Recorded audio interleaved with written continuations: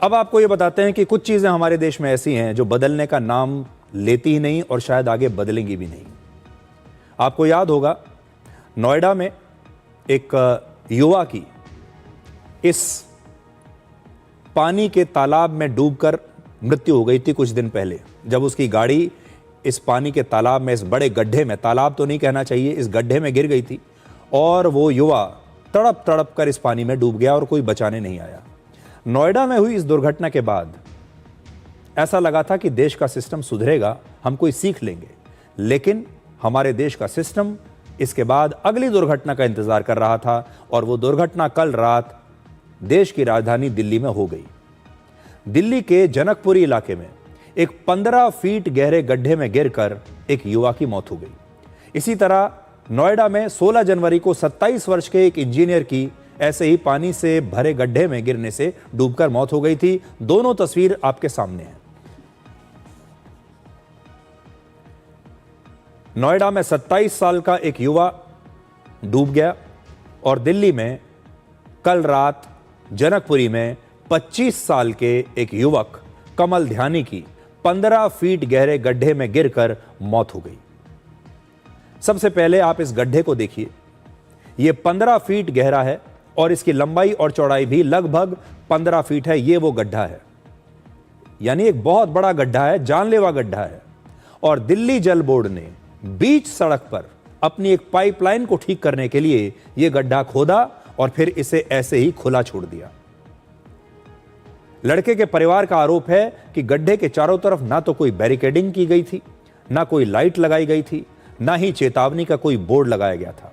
और इस सड़क पर अंधेरा होने की वजह से 25 साल का कमल जब वहां पर पहुंचा तो उसे यह गड्ढा दिखाई नहीं दिया और वो अपनी मोटरसाइकिल समेत इस 15 फीट गहरे गड्ढे में गिर गया और वहीं पर उसकी मौत हो गई। कमल ध्यानी दिल्ली में एक बैंक के कॉल सेंटर में काम करता था और दफ्तर से घर लौट रहा था जिस समय यह दुर्घटना हुई। रात लगभग 12 बजे कमल ने घर पर फोन किया और तब उसने कहा था कि वो 15 मिनट में घर पहुंच रहा है। जब कमल 1 घंटे तक भी घर नहीं पहुंचा तब उसके परिवार ने कमल की तलाश शुरू की। उन्होंने 4 पुलिस स्टेशन में जाकर मदद मांगी कि हमारा लड़का अभी तक घर नहीं आया है, हमारी मदद कीजिए। उनका आरोप है कि कई थानों के चक्कर लगाने के बाद भी पुलिस ने उन्हें समय पर कोई मदद नहीं दी।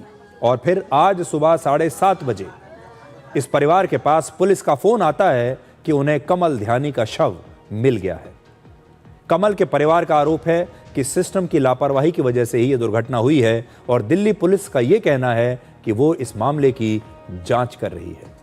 हालांकि उस इलाके के लोगों का यह भी कहना है कि जब रास्ता बंद था तो कमल को उस गड्ढे तक नहीं पहुंचना चाहिए था। रास्ता अगर बंद था तो उस रास्ते पर जाना ही नहीं चाहिए था। कहना क्या, सब प्रशासन गलती दिल्ली जल बोर्ड की होती है। कल तक परसों वहाँ पर गड्ढा नहीं था, गड्ढा भी खुला, उसको पता नहीं था और रात को गड्ढे में गिर गया। पुलिस वाले काम कर नहीं रहे। एमसीडी यहाँ पे गड्ढा करे चलेगी ना, यहाँ पे कोई सेफ्टी है ना, रूल है ना कुछ है। अभी किया है नेट बंदिए। अबे जितना तुमने वहाँ 2 लोहे के लगाए, 2 लोहे के यहाँ भी लगाए थे। लड़का अपने आप तो नहीं मरता। सुबह आधे घंटे में तुमने सब यहाँ पे काम कर, जो रात को काम तुम्हें काम करना चाहिए था वो सुबह काम कर रहे हो तुम। आधे घंटे में यहाँ पे तुमने सब कुछ कर दिया। लड़के की बॉडी निकाल दी, लड़के को कट्टे में पैक कर दिया, लड़के को गाड़ी में भेज दिया दीनदयाल, यहाँ पे नाम लिख दिया, कैमरे वाले को बुला लिया, फोटो खींच ली, बंद कर दिया, सब कुछ कर दिया तुमने आधे घंटे में। और रात को तुमसे 1 घंटे में तुमसे 1 घंटे की तुमसे हेल्प नहीं हुई। सर सुबह देखा था हमने तो कि इसमें एक बंदा गिरा हुआ बाइक के साथ, तो पता लगा कि वो उस तरफ से आ रहा था, वो उस तरफ से आ रहा था। तो अब वो उस तरफ से आ रहा था, रास्ता तो क्योंकि है नहीं सर वहाँ से आने का कोई। साइन बोर्ड 15 दिन से लगे हुए हैं करीबन। वो कैसे गिरा है ये तो नहीं पता, बट कह रहे हैं जी वो लापरवाही है। लापरवाही देखो निगम की जब होती है बोर्ड ना लगाओ, बट बोर्ड लगा हुआ है, रास्ता कोई आने का नहीं, पैदल जाने का रास्ता नहीं है वहाँ से। तो ये रास्ता ये यहाँ पे बंद होता है, हमेशा बंद होता है ये रास्ता। ये बैरियर का मुझे नहीं पता, ये तो हरी शीट तो लगी रहती है। रास्ता बंद है, बट वही है कि जल्दबाजी में हो सकता है वो देखा ना उसने। इनफैक्ट कल रात को ही मेरा बेटा भी यहाँ पे गया था तो उसने फोटो भी खींची है। अच्छा। कि उसने घर में आके बताया कि खड्डा हो रखा है और बहुत डेंजरस है। तो it's very unfortunate that he has died. इसमें कल रात को श्री कमल ध्यानी जी है, जिनकी एज तकरीबन 25 साल है। उनकी बाइक उस गड्ढे में गिर गई और अनफॉर्चुनेटली उनकी रात को डेथ हो गई है। इनके ये जो भी गड्ढा किसने खोदा हुआ है, इसमें कौन से अधिकारी है या कॉन्ट्रैक्टर कौन है, इस सब की भी हम जांच करेंगे। इनके भाई जो है श्री नरेश ध्यानी जी, ये रात को तकरीबन 2:45 बजे जनकपुरी थाने में आए थे और इन्होंने बताया कि हमारे भाई जो है वो अभी घर तक नहीं पहुंचे हैं। तब थाने से हेड कांस्टेबल रामकेश जो है वो इनके भाई के साथ इनको ढूंढने के लिए बाहर आए थे और इनको सबको, इनके भाई के साथ उनको लगभग 2-2.5 घंटे उन्होंने सर्च किया था, लेकिन इनके वेयर अबाउट्स हमें नहीं मिले थे।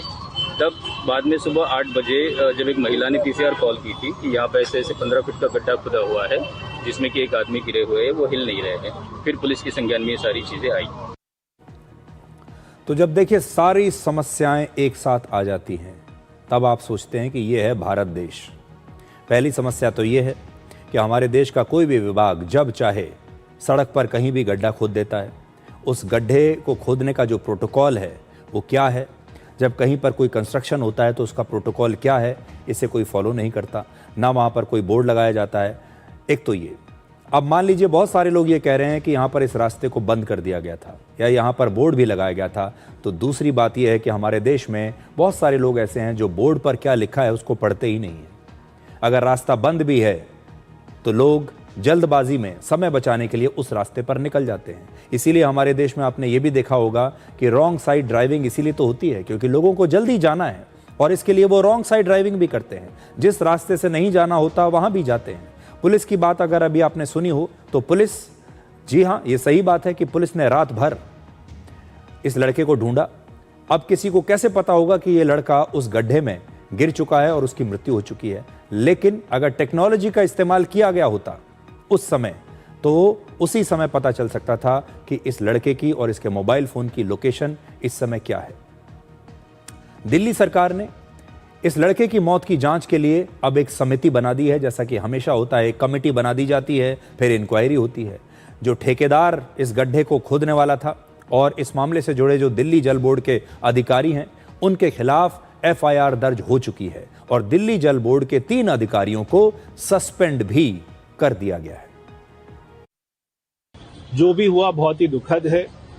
हम जल बोर्ड के यहाँ के जो अधिकारी हैं, जेई हैं, एक्सीएन हैं, एई हैं, वो तीनों को सस्पेंड कर रहे हैं। जो कंपनी यहाँ पे काम कर रही थी, हम वो कंपनी के ऊपर में भी कड़ी से कड़ी कार्रवाई करेंगे।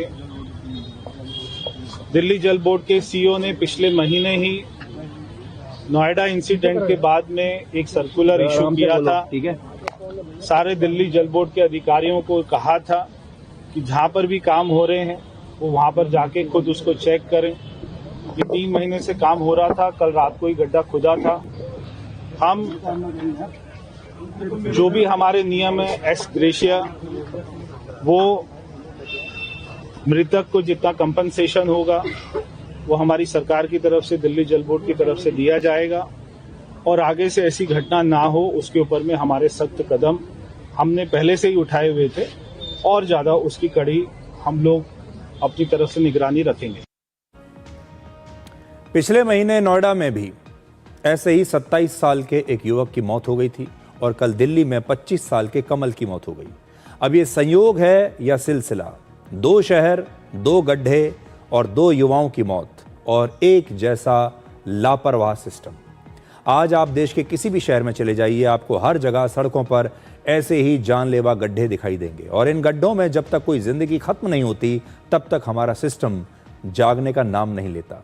जब कमल और युवराज जैसी मौत हेडलाइन बनती हैं तब कुछ बयान आते हैं, कुछ कर्मचारी कुछ दिनों के लिए सस्पेंड हो जाते हैं, जांच चलती रहती है और कुछ दिन में सब कुछ भूलकर हम अगली दुर्घटना का इंतजार करने लगते हैं और इसके बाद फिर से कहीं ना कहीं किसी नए गड्ढे की खुदाई शुरू हो जाती है और फिर पूरा देश एक नए हादसे का इंतजार करता है।